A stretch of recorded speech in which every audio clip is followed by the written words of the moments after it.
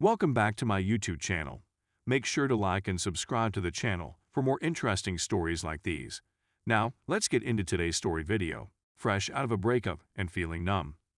Part 2. Update 9. My relationship ended around 3 months ago when I caught my lover cheating on me. It's safe to say that it was a terrible show.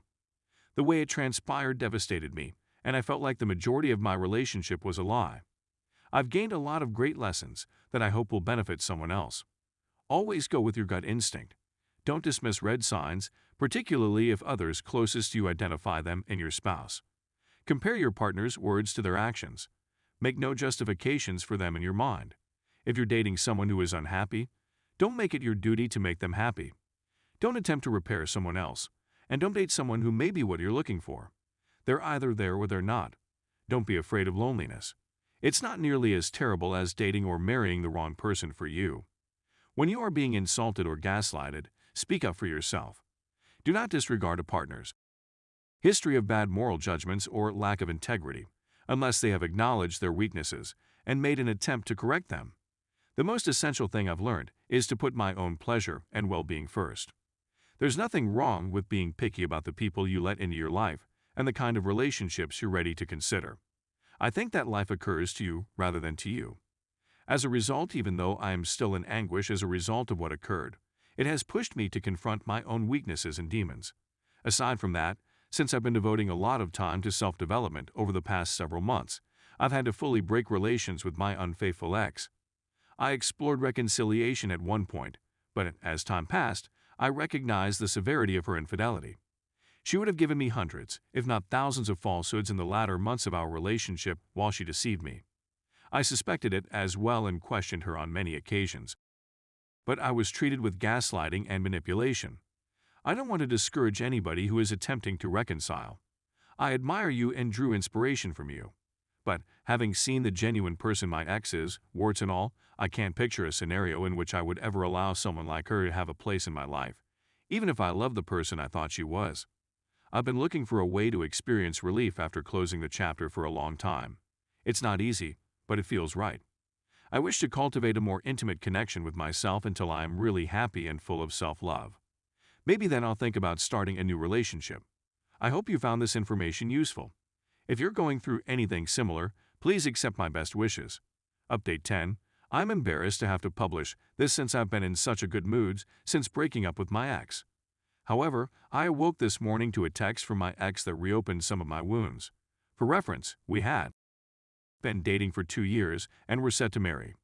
I discovered in a horrifying manner that she had cheated on me with her neighbor, whom she said was merely a friend and in whom she had no interest. I caught her after she refused to confess. In reality, she told me hundreds of falsehoods about her friendship that blossomed into an affair this year. I indicated that she and I kept in touch after D-Day. I was torn between entirely separating and reconciling. She added that a man she was acquainted with in college, let's call him Bob, has begun messaging her in the past 2 months and that he's interested in her, but she isn't. I didn't think anything of it since I knew we were no longer together, and I trusted her when she claimed she wasn't interested in him or dating anybody. She just wanted me back and couldn't see herself with anybody else. When I closed the doors for reconciliation a week ago, I had addressed her earlier that day about moving on, and she told me that she had no desire in doing so and prefers to stay alone. I told her that was okay, and that I hoped she met someone nice and was happy in the future. We separated in a satisfactory manner, and that was the end of it. She contacts me today and expresses her sadness, loneliness, and distress. She misses me so badly that she went to a theme park with Bob and 4 of his other pals this weekend since he invited her, and she simply missed me a lot. This irritated and pained me greatly.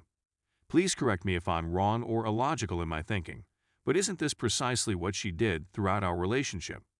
Why bring up this person and tell me you have no interest in him just to accept an invitation days later? She hoped that if I heard this, I'd think how much she must miss me to be with another man, but I saw it as yet another kind of betrayal. Is this feeling illogical or immature on my part? What's the point of telling me X when she's feeling Y? Why go create a circumstance that is so similar to what she did in our relationship that lead to its demise? Update 11. I find myself reliving previous occurrences in my head on a daily basis. It had been a long time since I made the intentional choice not to reconcile, and having that degree of closure was beneficial overall. The drama is over, and I'm back in a more regular place. Days are more predictable, and I feel like I'm regaining control of my life. Dare I admit that there are certain days when I'm truly very happy. I'll be singing along to music again, working hard, and looking for pleasant interactions with others around me. On the other hand, there are days when I am abruptly overcome with sensations of agony. Even when I'm having a wonderful day, I think about my ex and what occurred. But it won't take over my day or my feelings. It's on terrible days that I struggle the most with events that have occurred. In my instance, my ex not only cheated on me, but she also lied to me for months and gaslighted me. I believed she was cheating, and when I confronted her, I was faced with gaslighting. Those events are replaying in my head. I find myself wishing I had handled the situation differently, that I had leapt sooner, that I could have pushed Abbott harder and been harsher at the time. But I also see that with faith, there is no need to do so, and I trusted my ex, so despite my reservations, I opted to believe what she was saying at the time. It's needless to take shots at me and claim that I'm insecure or intimidated. Looking back, knowing that I was duped has an impact on me on bad days. What are some things I can do to lessen the effect of those thoughts and emotions on bad days? How did you manage to get away from ruminating about these things? I am certain that my future will be bright. I'm avoiding any potentially harmful actions. I haven't recovered, and I'm growing used to being on my own. But I've realized that mending isn't a straight line. I'd be grateful for any suggestions or simply to hear about your experiences with this. Final update. Hopefully, this is the last update on my condition. Last year, I routinely blogged about my circumstances. I found out my girlfriend was having an affair. I found out on our anniversary, just as I was about to propose. I won't go into too much detail, but it was a shambles, and I had to deal with her insane AP, who was attacking me in a variety of ways. There were several ups and downs. I thought about reconciling, but my ex was too inconsistent. All trust has been broken. I watched a lot of everyday mental movies because I saw things that no one wants to see. I had so many unanswered questions that I felt like I had squandered so much time, effort, and money, and to top it all off, the trauma of betrayal affected my emotions on a daily basis. However, I was ultimately able to break free. I took the choice not to reconcile, and for the first month or two, I was met with opposition from myself. Fears and anxieties would have an impact on me. It was very terrible to go away while being so deceived. But I'm happy to report that after more time, a lot of effort on my end to heal emotionally and confront everything, surrendering to reality, and letting go of the chapter, I'm feeling much better. I am a firm believer in the idea that life occurs to you rather than to you. Because of how happy I feel on some days, I'm even more convinced of this these days. It isn't ideal. As you are all aware, you are still dealing with certain ideas and feelings. But I'm not tied to what occurred anymore. I don't classify myself anymore as a betrayed partner or anything. I've moved on from that whole relationship and era of my life. So now I'm simply constructing a new self. I'm just me, a work in progress. And I have to admit, it feels fantastic. I'm feeling the most at ease I've felt in a long time. I pray on a regular basis. I exercise on a daily basis. I eat clean. I spend a lot of time with myself, focusing on my emotions and thoughts. I read self-help books on a daily basis. I cut out a lot of toxic people from my life and strengthen my relationships with those who make me feel good. I work with enthusiasm, I have goals, and I do things that I enjoy. This is the most balanced my life has looked in a long time, yet I've had to endure a lot to get here. It was not easy, but it was very powerful because I regained control of my life. I did not go back, I did not engage in vices, I did not push anything, I did not flee the trauma, and I stopped categorizing myself based on the behavior of others.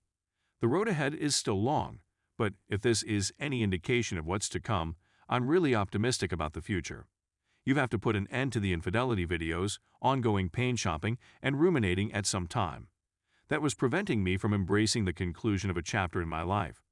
It may take you a half year, as it did for me, or it could take you several years. But you'll get there whether via reconciliation or not. But you must do what is tough, but necessary for your soul, future, mental health, and happiness. I hope this provides you some solace and hope. Stay strong and please accept my best wishes. Thank you to everyone who took the time to advise me.